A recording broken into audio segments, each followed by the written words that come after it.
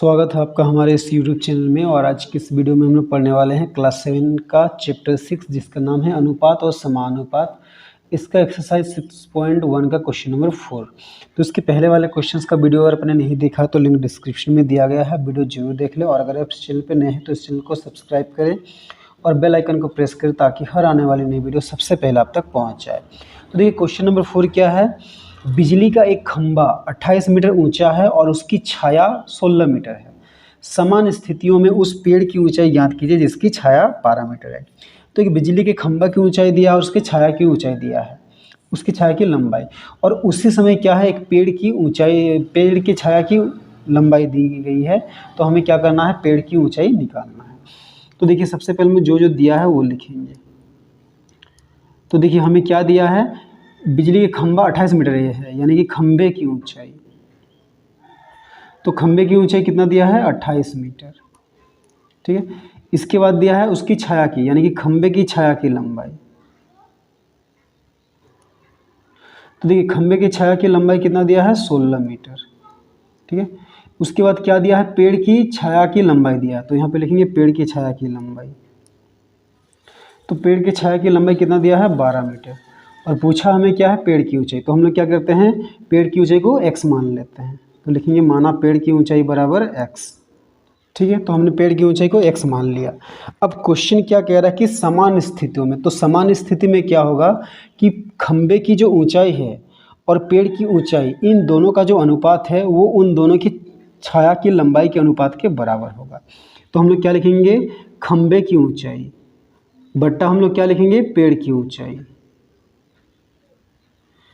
ठीक है, तो दोनों की ऊंचाइयों का अनुपात किसके बराबर होगा, उनकी छाया की लंबाई के बराबर। तो ऊपर में क्या लिखेंगे, खंबे की छाया की लंबाई बट्टा नीचे क्या लिखेंगे, पेड़ की छाया की लंबाई। ठीक है, तो खंबे की ऊंचाई की हम लोग की जगह हम लोग क्या लिखेंगे, 28 बटा पेड़ की ऊंचाई हमें निकालना है, उसको हम लोग क्या माना है, x बराबर खंबे की छाया की लंबाई कितना दिया है, 16 बटा पेड़ की छाया की लंबाई कितना है, 12। अब हम लोग क्या करते हैं, क्रॉस मल्टीप्लाई करेंगे। तो x को हम लोग किससे गुणा करेंगे, 16 से, यानी कि x गुणा 16 बराबर क्या हो जाएगा, 28 गुणा 12। अब देखिए x के साथ 16 किस में, गुणा में, उधर जा दो भागा में। तो x बराबर क्या हो जाएगा, 28 गुणा 12 बटा 16। तो देखिए कटेगा, 4 से काटते हैं, 4 चौके 16, 4 तिया 12, फिर 4 एकम 4, 4 सत्ते 28, तो 7 तिया कितना हो गया, 21। तो अब हम लोग लिखते हैं इसीलिए पेड़ की ऊंचाई बराबर, तो पेड़ की ऊंचाई कितना आया, 21 मीटर। ठीक है, तो ये हो गया हमारा आंसर। तो चलिए अब हम लोग क्वेश्चन नंबर 5 बनाते हैं। तो 5 देखिए क्या है, एक कार 10 लीटर पेट्रोल में 100 किलोमीटर दूरी तय करती है। तो 15 लीटर पेट्रोल में कितनी दूरी तय करेगी। ठीक है, तो इस क्वेश्चन को हम लोग एक एक नियम से भी बना सकते हैं, पर ये क्या है, अनुपात और समानुपात चैप्टर है, तो इसको भी हम लोग क्या करेंगे, अनुपात और समानुपात का यूज करके ही बनाएंगे।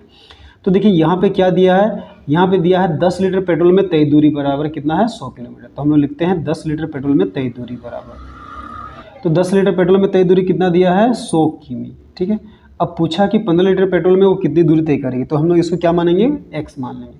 तो लिखेंगे 15 लीटर पेट्रोल में तय दूरी,